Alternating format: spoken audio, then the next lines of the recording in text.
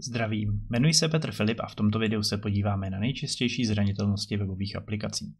Ukážeme si, proč nikdy nevěřit vstupním datům od uživatele, co je to SQL injection a jak správně ukládat hesla. Dále se také podíváme na pojmy, jako je cross-site scripting a session hijacking. Začneme tedy tématem validací vstupů. V předchozím videu jsme si ukázali, jak dynamicky vkládat obsah do jiné stránky, a to pomocí includu. Ten kód vypadal nějak takto. Měli jsme webovou stránku, a kde na základě vstupního parametru, který nám přišel od uživatele, tak jsme si vložili stránku. Já tady mám takovou ukázku, kde mám meníčko a to meníčko mi víceméně vkládá parametr do adresy. Takže tady vidím, že teď jsem se přepnul mezi příspěvky a zároveň se mění ta adresa. Tak a když se podívám, tak je tady celá stránka, která se má vložit. A ten uživatel vám tam může dát v zásadě cokoliv. Takže tam může dát například něco takového. A když se podíváte, tak se mi teď tady vypsal tento výstup, což je tady tohleto, co jsem tam teď dal, tak je cesta na mém disku k tomu souboru. To znamená, že se podíváme, tak 2 tečky a lomítko. Takže 2 tečky a lomítko, to znamená, že se půjde o jeden adresář vejš. To znamená, že odsaď z toho input validation se půjde vejš. Pak jsou tam další 2 tečky, to znamená, že se půjde na úroveň toho codes. A pak se půjde do adresáře web server, který je tady, a pak se najde readme. Takže to je výpis tady tohoto souboru. Takže když se podíváme, tak je to vlastně tento text Simple Web Development Environment. Takže to je důvod, proč nikdy nevěřit vlastně vstupům od uživatele. To, co vám přijde tady v adrese, tak tomu nikdy nemůžete věřit. V zásadě vůbec obecně, co vám přijde z jakéhokoliv formuláře, tak tomu nemůžete věřit. Takže je potřeba se s tím nějakým způsobem vypořádat. Asi teda první věc, která vás napadne, tak je to samotné ošetření vstupu. Takže se podíváme, jak by to mohlo vypadat. Porovnáme si kód, když je vstup ošetřený a když není ošetřený. Takže tady máme neošetřený vstup, to znamená, že cokoliv nám přijde v tom page parametru, tak my ho víceméně zpracujeme. Když se podíváme na upravenou ukázku, tak tady už vidíte, že dochází k validaci, kde se ověřuje, jestli to, co my očekáváme, nějakým způsobem splňuje nějaký pattern, což je úplně nejzákladnější validace. To znamená, že ověříte, že ta data, která vám přichází, tak že splňují nějaké vaše podmínky. Takže já jsem tady použil funkci pregmatch, to znamená, že to je na regulární výrazy. Tady mám regulární výraz, který mi říká, že všechno, co mně přijde, tak se může skládat pouze z malých písmen, z číslic a z tečky. Tak mě to vlastně splní tuhletu podmínku a pak se to může vložit ta stránka nebo ten daný kód. A pokud se to nesplní, tak se mi vloží nějaká ta výchozí stránka. To je stejný jako v tom předchozím příkladu. To znamená, že já si teď přejdu na tu stránku, kde to mám ošetřeno. To je OK index, OK mezera index. Tak a teď se tady zase můžu překlikávat, stejně jako předtím, to funguje. A teď tady zkusím vložit tuhletu stránku. Znamená page a zkusím se zase dostat na ten stejný soubor. A vidíte, že teď to neprošlo, že teď se mi tady zobrazuje ta hlavní stránka, což je include toho mainu. Jo, což je tady ta hlavní stránka, když se tady vrátím.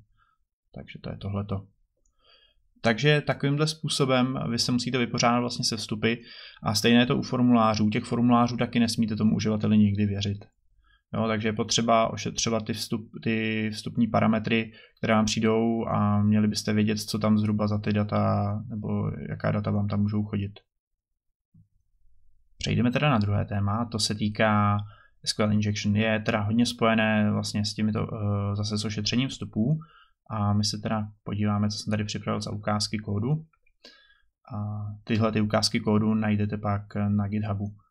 A najdete to vlastně v popisku videa, kde ty kódy jsou. Takže SQL injection, já se tady podívám na to, jakým způsobem se dá udělat login. To znamená, je to věc, kterou má v zásadě každá webová stránka, nějaké přihlašování, SQL injection.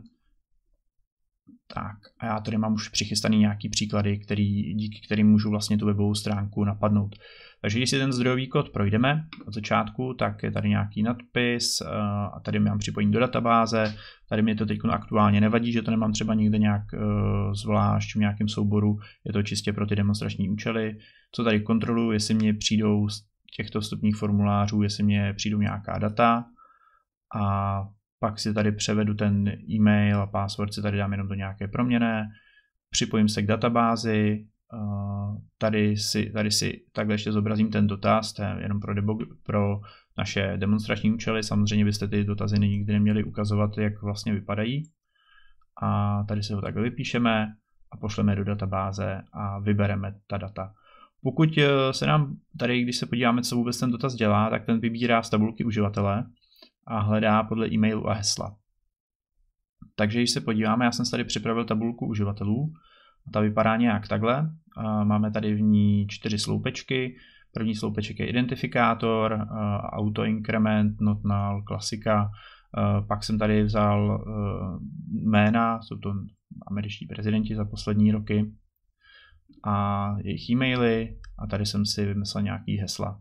Takže jak vidíte, je to poměrně taková tradiční struktura, kterou najdete pravděpodobně v kdejakém návodu. Takže takhle to vypadá. Velmi jednoduchá struktura. Když se na to podíváme dál, tak pokud ten uživatel tam existuje, respektive pokud se shodne ten zadaný e-mail s tím zadaným heslem, tak ten uživatel nebo to pole nebude prázdné a tím pádem ten uživatel je přihlášený. Normálně bych si tady například uložil ty přihlašovací údaje nebo nějakým způsobem bych si přidal toho uživatele do sessiony, nebo respektive bych mu nějakým způsobem založil sessionu, ve které by byl přihlášený a už bych to dál neřešil. A tady se sessionou vůbec nepracuje, takže vlastně se to po každý odhlásí. Tady si pojďme vyzkoušet, jak se ten uživatel běžně přihlásí. Dělá to pomocí jména a hesla, já si tady vyberu třeba Barack Example.net, vložím tady heslo, tady vezmu USA. Běžně byste tady použili jiný vstupní pole typu password, ale ono to v zásadě teď pro nás, aby jsme viděli, co tam dáváme, tak to teď nemá vliv, takže dám přihlásit a vidím, že tady jsem provedl tento dotaz, to znamená, že se udělal select na tyhle 3 položky, vybrali jsme z tabulky uživatelů, kde ten e-mail byl to, co jsme zadali a heslo je to, co jsme zadali. A chceme, jelikož jsme chytří, tak jsme si řekli, že nám to vždycky najde pouze jednoho uživatele. Takže tady vidíte, že nám to jako funguje. Já tam teď zkusím zadat nějakého, co neexistuje, nebo nějaký e-mail, který tam nemám. Tak a vidíte, uživatel s e-mailem nebyl nalezen. Tak.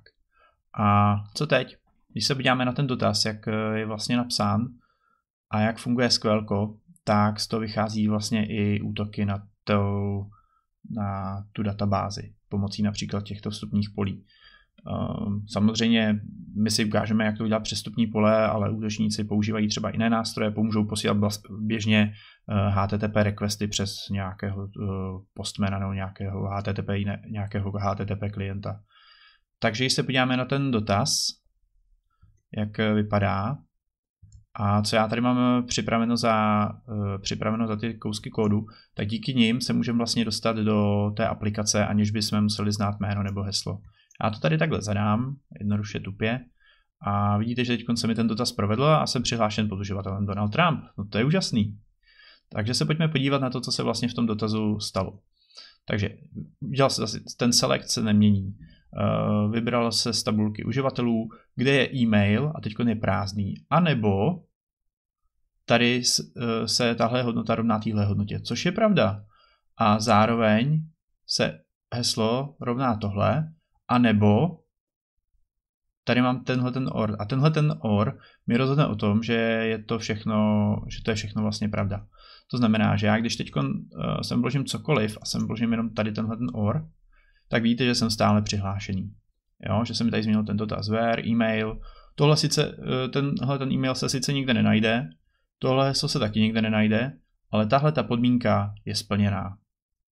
Takže takovýmhle základním způsobem můžete odhalit chybu při zadávání těch údajů do databáze.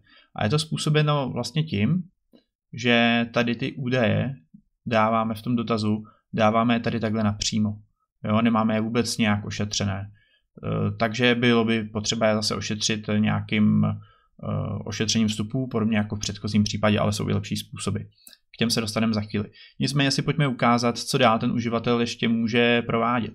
Já tady mám vlastně dva různý způsoby, jakým způsobem se do té databáze dostat, že jednou nám zafunguje vlastně ten OR až tady v té druhé části, což si můžeme vyzkoušet. Já když to zadám sem, a sem zadám taky něco, tak vidíte, že teď se mi to jako nepovedlo tam dostat. Jo? A teď, když použiju toto, tady mi to vlastně ukončí ten dotaz, tady jde o to, že je tady ještě na konci jedna tahleta uvozovka, pak je zakončení toho dotazu, tak mě zase přihlásí. Tak a teď si pojďme ukázat, co s tím dál vlastně můžeme dělat. Já si můžu takhle například přihlásit se pod různými uživateli, protože já v tom dotazu můžu řadit. Takže já to teď zkusím přihlásit a jsem přihlášen jako Bill Clinton. A je to z toho důvodu, že tady ještě jsem přidal ten Order by ID Desk.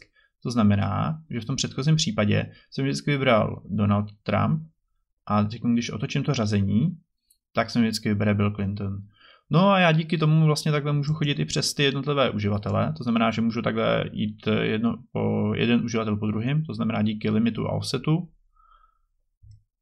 Takže teď se mi vybere George Bush, protože tam je zase nějaký limit a nějaký offset, to znamená, že limit je 1 a udělal se offset 1, to znamená, že teď jsem tady. No, takže si řeknete, no tak to není zase tak špatný, to by ještě jako šlo, jenomže takhle se vlastně dá přistoupit i k těm jeho uživatelským údajům. Takže já teď, když to vyzkouším, tak tady mám dotaz, který mi vypíše e-mail, pomlčka a jeho heslo. Pojďme se tady podrobněji podívat na ten dotaz, který jsem tam poslal. Takže tenhle ten select je stále stejný, je tady from, je tady vlastně výběr těch dat z tabulky uživatelů, kde e-mail je nějaký a tady vlastně tohle nám hodí true. To znamená, že tady díky tomu je ta podmínka splněna. Tak a my teď můžeme vlastně použít union, který slouží na spojování výsledků dotazů. To znamená, že když použiju union, tak já můžu spojit různé výsledky dohromady. To znamená, že tady mám výběr z té první tabulky, nebo z té tabulky uživatelů a já pak k tomu můžu připojit ještě druhý výběr. Podmínkou samozřejmě je, že vy musíte mít stejný počet těch sloupečků, které vybíráte a na to, abyste si vlastně zjistili, kolik těch sloupečků a jaký sloupeček vůbec máte vypsat, tak to je poměrně jakoby dlouhá cesta. Takže tady vidíte, že já jsem tady dělal select, napsal jsem 0, to znamená, že se mi tady teď do toho prvního sloupečku napsala 0, pak jsem si udělal concat, což je funkce na spojování řetězců, takže a do té funkce já jsem vložil 3 parametry. To je ten e-mail, což ve výpise pak vypadá takto, pomlčka, abych věděl, kde je ten nějaký oddělovač, a pak jsem tady vložil to heslo. Takže já jsem si vypsal heslo ještě k tomu. Takže teď, pokud ten uživatel používá na všech webech stejné heslo a stejný e-mail, tak já vlastně můžu takhle jednoduše procházet třeba nějaké další weby a zkoušet, nebo respektive ten útočník by zkoušel ty jeho známé přihlašovací údaje. Tak a tady mám třetí sloupeček, jsem si dal 0, to znamená, že 0, tady je ten concat a tady mám zase 0. A zase jsem to vybral z té tabulky uživatelů, nějakým způsobem jsem si to seřadil. Teď se pojďme podívat, jak ten výpis vůbec vypadá bez toho limitu a bez toho offsetu. Já se tady přepnu do konzole, jump to query console. Tak, teď tam ten dotaz vložím. A pojďme se na to podívat, co nám to vlastně vypíše bez toho limitu a offsetu. Tak a teď, když se podíváme, tak tady mám tabulku, kde mám vlastně ty IDčka. Tu 0 jsem tam vložil právě kvůli tomu, abych mohl řadit ty záznamy podle těch mých, nebo abych věděl, kde já mám ty svoje záznamy. Jo, to znamená, že teď mám tady ty moje záznamy hnedka na vrchu a kdybych postupně pak šel, tak zjistím, že už tam mám pak třeba jenom ty jména. Jo? To znamená, že abych si mohl tam třeba dát zase nějaký nějakým způsobem bych už poznal, že ty záznamy už jsou ty původní záznamy. Jo. A samozřejmě ty útoky jsou daleko sofistikovanější, tohle je jenom jednoduchá ukázka, kde já jsem si vybral pouze jednoho uživatele nebo jeden řádek, ale ty útoky můžou být daleko sofistikovanější. Takže takovýmhle způsobem probíhá útok typu SQL injection. Když se podíváme, tak já můžu se vlastně jednoduše přihlásit pod nějakým náhodným uživatelem do toho systému, což rozhodně není chtěná funkce a měli byste tomu zabránit. Takže jak jsem říkal, úplně tím nejjednodušším způsobem, jak tomu zabránit, tak je kontrola nějakých vstupů. To znamená, že jak máte tady ten e-mail, jak vám přijde ten e-mail do aplikace, tak hnedka by měl splňovat nějaké podmínky, to znamená ověřit, jestli je to e-mail. V PHP určitě najdete funkce, která vám ověří právě nějaký shape, nebo respektive jak ten e-mail má vypadat, že on má nějakou formu, on má vlastně vždycky to je ve formě jako něco zavináč a teď ta doména, jo. Takže tečka a ještě tam je ta doména prvního řádu. Takže tohle to je jakoby obecný, tady se dá použít nějaká obecná validace. No a u toho hesla tam vy zase musíte vědět, co vám tam všechno může ten uživatel vložit. Na spoustě webech už se teď setkáte s tím, že tam nemůžete vkládat speciální znaky a je to vlastně jeden z důvodů a to je ta prevence proti SQL injection. Další věc je, že co jsou tyhle ty vstupní parametry, tak by neměly být zapsány tímto způsobem. Je daleko lepší používat právě bindování parametrů. Může to vypadat třeba nějak takto. Takže když se tady podíváme na to bindování parametrů, tak tady vidíte, že to je vlastně stejný, tady je zase to využitý to PDčko, ale co se tady změnilo, tak je tady napsán vlastně, tak je tady ten placeholder, což je email a tady password. A pak co se děje dál, pak se ten dotaz jakoby připraví a nabindují se tam hodnoty, které tam mají jít. Takže já jsem si tady vložil do e-mailu, e-mail, do password a pak se ten dotaz spustí. Tak a tímto způsobem jsou vlastně ty vstupy ošetřeny. Takže teď to vyzkoušíme. Když já tady dám, jmenuje se to fixed login, já tady mám dokonce odkaz, jsem si udělal, teď jsem zkusím vložit něco takového a vidíte, že teď už mi ten dotaz jako neprošel, nebo respektive ta SQL injection teď neprošla. Nicméně ještě v té první ukázce jste si mohli všimnout, že to heslo je uloženo obyčejně v plaintextu. By se mohlo zdát jako docela dobrý nápad, protože když uživatel zapomene heslo, tak vy mu ho prostě pošlete na e-mail a máte vyřešeno. A problém samozřejmě je, že to heslo vůbec je uloženo v plaintextu, takže by mělo být vždycky nějakým způsobem uloženo v takové podobě, aby to heslo nebylo rozklíčovatelné. V minulosti se velmi často používalo hashování pomocí MD5. Podíváme se, jak to vypadá, je to velmi jako jednoduché. Já se přepnu zase do další ukázky kódu. Dám si tady password hash MD5 a teď mám tady stránku, když se podíváme zase na ty kódy, co tady všechno má, takže mám tady nějaký nadpis. Hashuju si tady, co mi přišlo do getového parametru pass. Aktuálně tam je prázdný řetězec, takže takhle vypadá hash prázdného řetězce pomocí MD5. MD5 je vlastně hashovací algoritmus, velmi často se používá, pokud si stáhnete nějaký ISO image, například Linuxové distribuce, tak pod ním najdete ještě třeba právě MD5 hash a na to se hodí výborně, protože vy získáte takovýhle jednoduchý otisk a ten pointa toho hashování je, že malá změna toho zdroje vám udělá velkou změnu tady na tomhletom hashi. Takže tady to mám takhle ještě vypsaný, což je víceméně ten výpis. A tady mám odkaz přímo, aby jsme ten hash mohli najít někde nějak rozšifrovaný. Takže vyzkoušíme si tady zadat přímo například heslo a dostanu takovýhle hash. A když se někdo dostane k databázi, kde jsou takhle zahashovaná hesla pomocí MD5, tak není nic jednoduššího, než se podívat na Google. A tady mám přímo takhle odkaz. A vidíte, že jsem se dostal hnedka, že jsem dostal plno výsledků, kde se zrovna ten řetězec vyskytuje.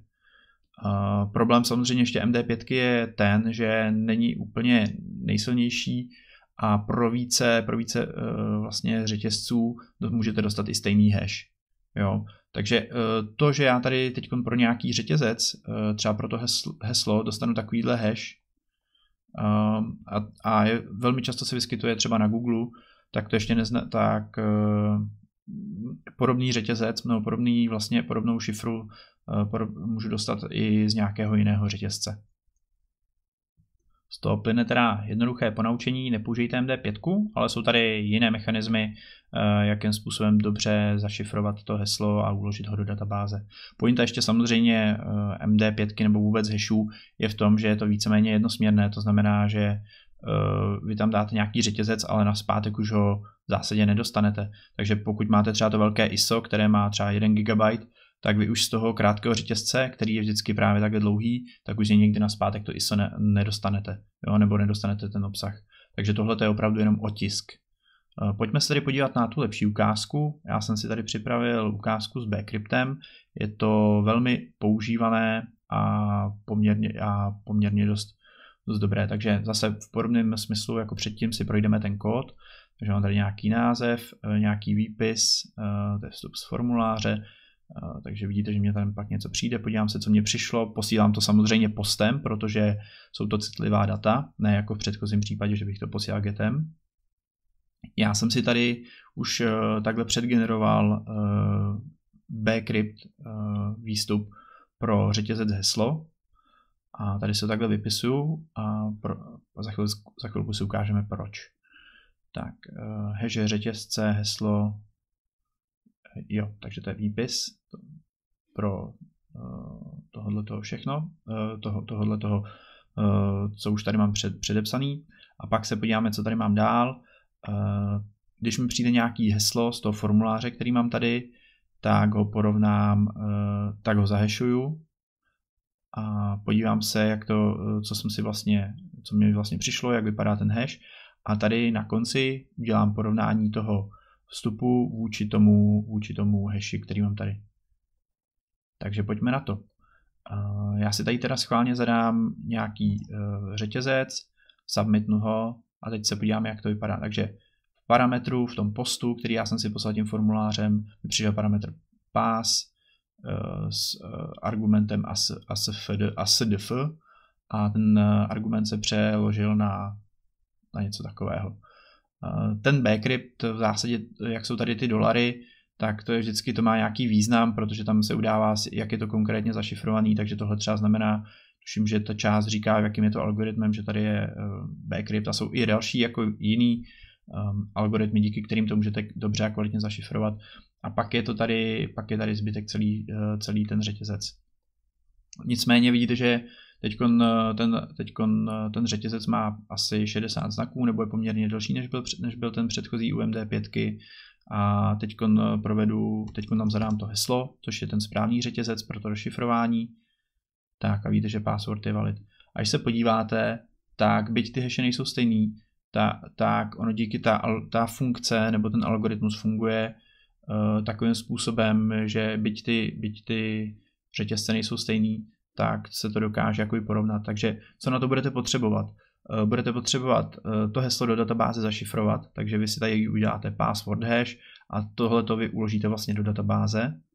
A pak, když chcete třeba dělat ten login uživatele do aplikace, tak použijete metodu nebo funkci password verify, kam vložíte to nezašifrované heslo, to znamená to, co já tady pošlu třeba z toho formuláře a porovnáváte to právě vůči hashi z databáze, což je v mém případě právě toto. Takže to by bylo o tom, jakým způsobem vůbec ta data ukládat do databáze, nebo respektive ta hesla. Takže pokud můžete, používejte právě password hash a password verify. Na závěr si teda ještě ukážeme, jakým způsobem by ten login měl správně vypadat. Takže já tady mám login a podíváme se, jak by to mohlo vypadat. Takže mám tady připojení do databáze, to byste měli asi někde v nějaký pomocné třídě.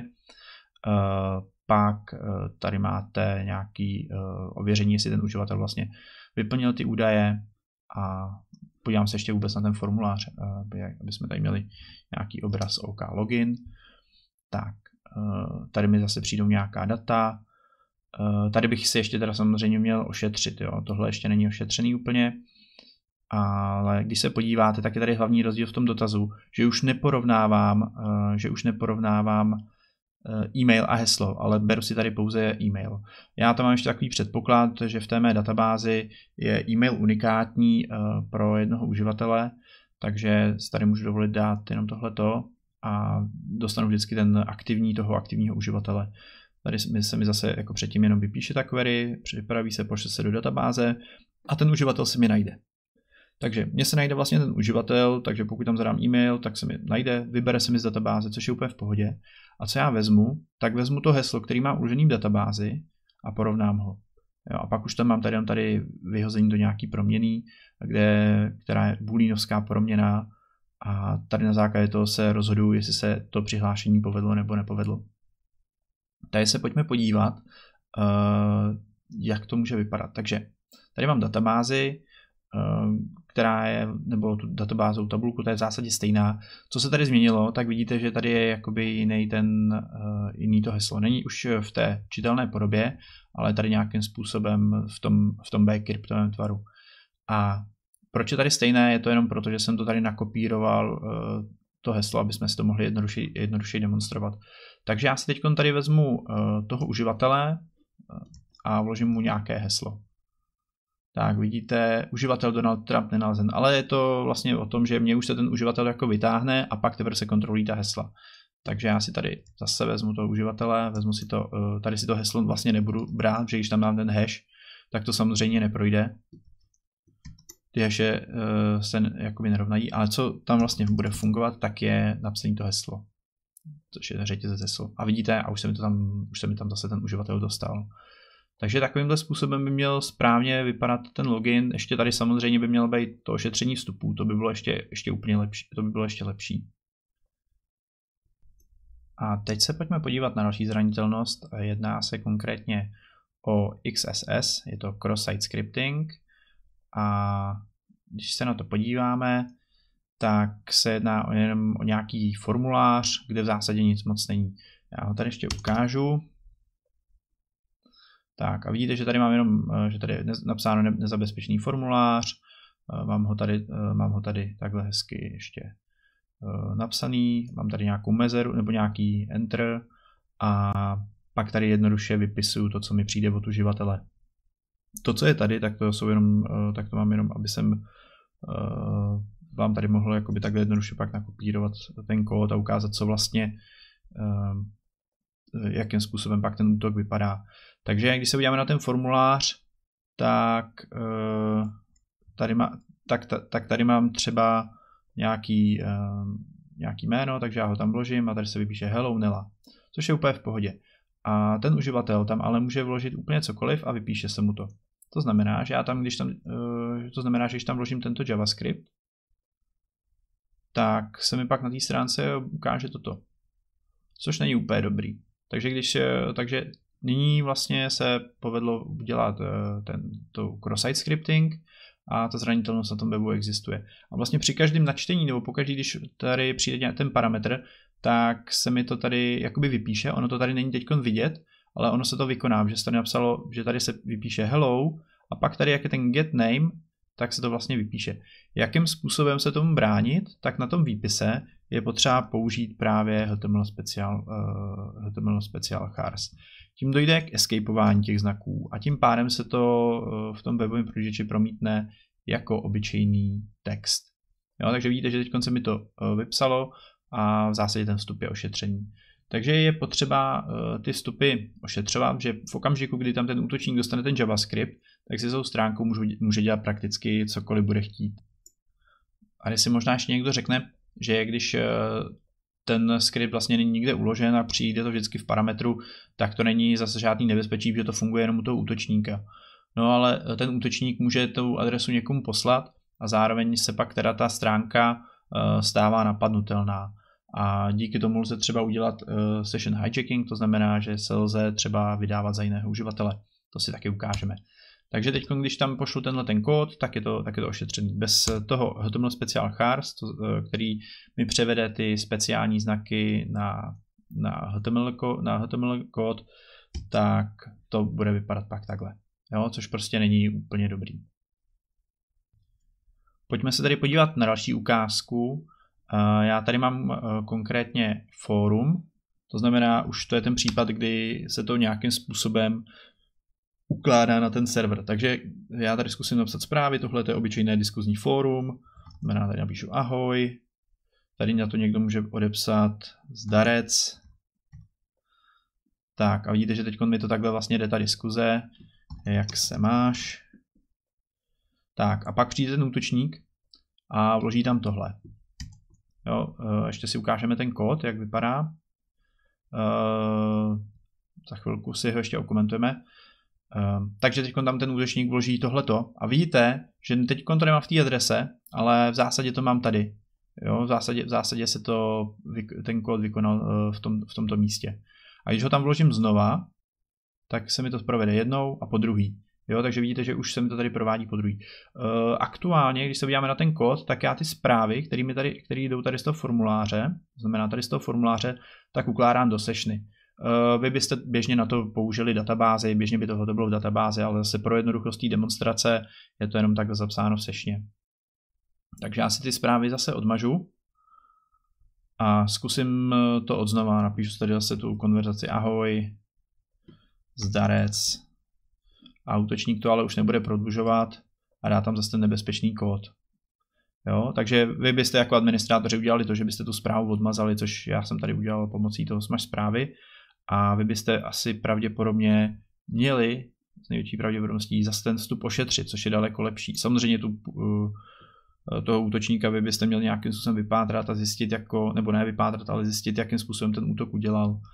Tak a teď, když se podíváte, tak se mi to tady zase hezky vypsalo. To znamená, že teď už to mám ošetřený. Takže tady se nejde o ten ošetřený vstup. Samozřejmě ten by se měl mít asi taky ošetřený, aby vám tam ten uživatel nezadával úplně cokoliv. Ale je pak důležitý mít ošetřený ještě ten výstup. Tohle byla jenom taková srandička, ale jak jsem říkal, díky tomu JavaScriptu ten útočník pak v zásadě může ovládat celý ten webový prohlížeč, nebo to, co ten uživatel vidí. A my se pojďme podívat na takovou závažnější věc, která se vám může klidně stát, a to je například, pokud půjdete na nějakou platební bránu. To znamená, já tady zase vezmu tu ukázku, mám tady přechod na platební bránu přes nějaký odkaz a zdánlivě je to úplně bezpečný, takže tady vidím, že mám něco potvrdit a tady vidím, že mám něco vyplnit a ono to pak jednoduše zaplatím. Jenomže problém tady je, že vydáváte poměrně dost citlivé údaje, které můžou být zneužity. Takže já jsem tady vložil skript, který mi vypisuje všechny vložené znaky jenom někam do konzole. Takže já si tady vezmu konzoli, tu webovou, a vidíte, už se mi to tady všechno takhle píše. Takže já pak budu psát číslo té karty 1, 2, 3, 4, 5, 6 a vidíte, že se mi to tady zobrazuje. Místo toho, abych si to tady zobrazoval do konzole jako útočník, tak bych si to posílal třeba někam k sobě na server a pak by to bylo zneužitelné. A určitě nechcete, aby vaše údaje třeba o vaší platební kartě putovaly jen tak někde na nějakém darknetu a aby se s nima obchodovalo a vůbec, aby k nim měl kdokoliv přístup. Takže co z toho plyne? Vůbec tady z těch pouček. Zabezpečujte vstupy, abyste věděli, co vám tam vůbec může přijít. To znamená, že můžete například už ořezávat třeba ty tagy vstupní, když už to jde do té databáze, nebo to můžete validovat na úrovni už toho samotného formuláře, třeba pomocí nějakého JavaScriptu, ale zase ten JavaScript funguje jenom na úrovni prohlížeče a je potřeba to vždycky validovat i na straně toho serveru. A pak je potřeba ještě dbát na to, jakým způsobem nebo co vypisujete, jakým způsobem se to pak escapeuje. Vlastně ten výpis, jak je tady, tak je zase jenom nějaký převedení, nějaký typ escapingu. Pojďme se podívat na další využití nebo zneužití techniky cross-site scriptingu. Jedná se o session hijacking. To znamená, že nějakým způsobem vy dokážete ukrást sessionu nebo ten identifikátor sessiony toho uživatele a pak ho použít. Nejdřív se teda pojďme podívat, jak vůbec sessiona funguje.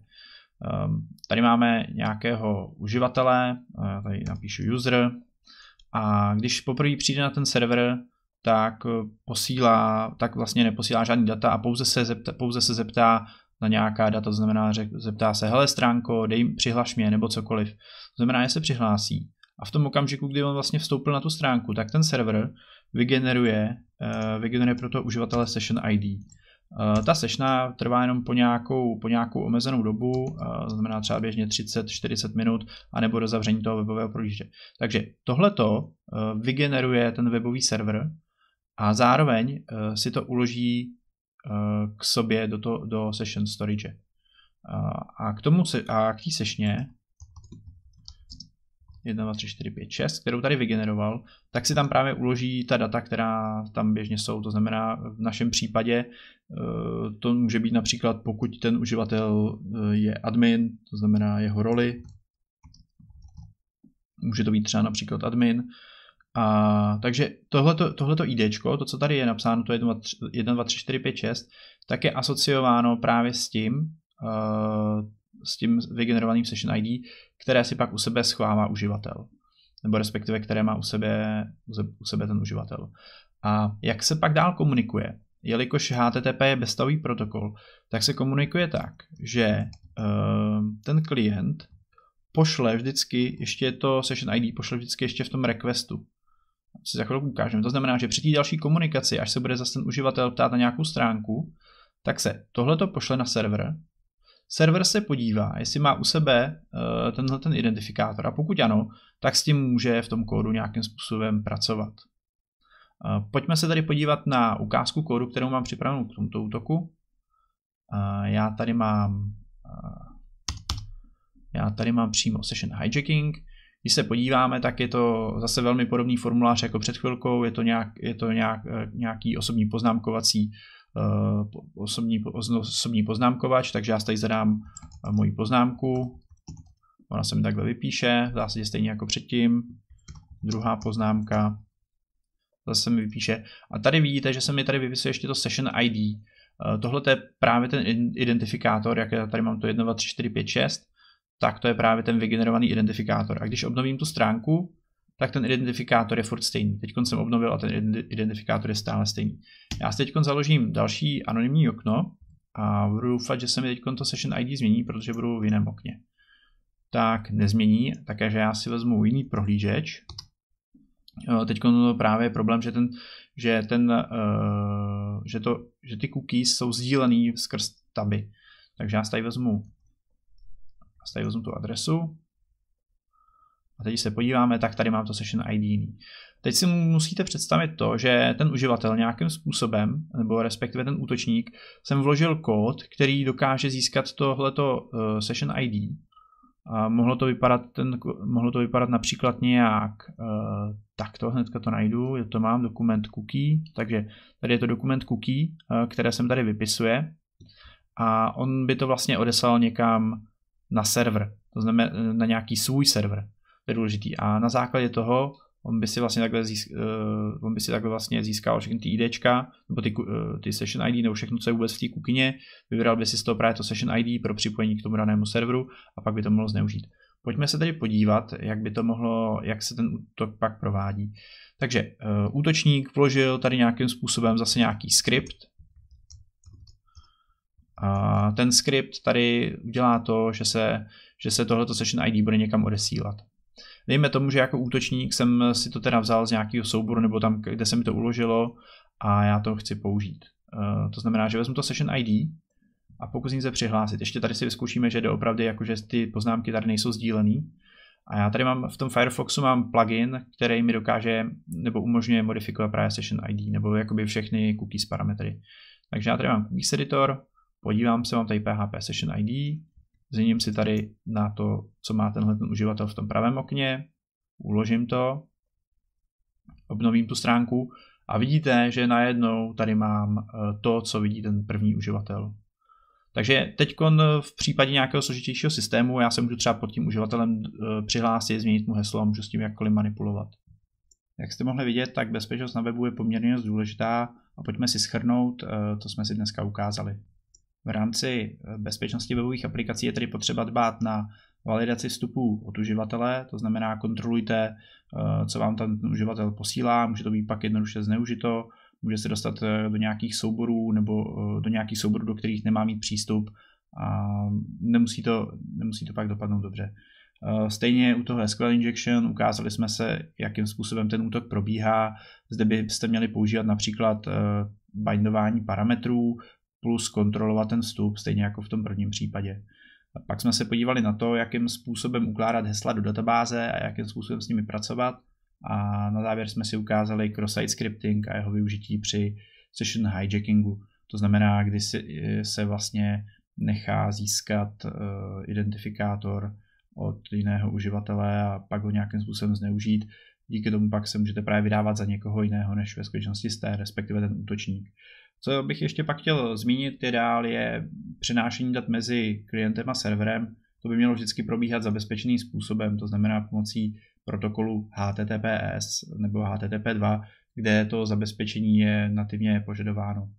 Ještě možná další poznámku, co jsem tady udělal, neposílejte hesla e-mailem, ono vám to stejně nepůjde, protože jestli si vzpomínáte, tak vy je vlastně už od teďka vždycky jenom šifrujete nebo respektive hashujete. A pokud byste se chtěli podívat na nějaké další bezpečnostní chyby, tak se podívejte na OWASP, zkuste si to vygooglit a najdete tam spoustu dalších útoků. Nicméně tyhle, které jsem vám tady popsal, tak patří mezi ty nejznámější. Já vám děkuji za vaši pozornost a zase někdy u dalšího videa.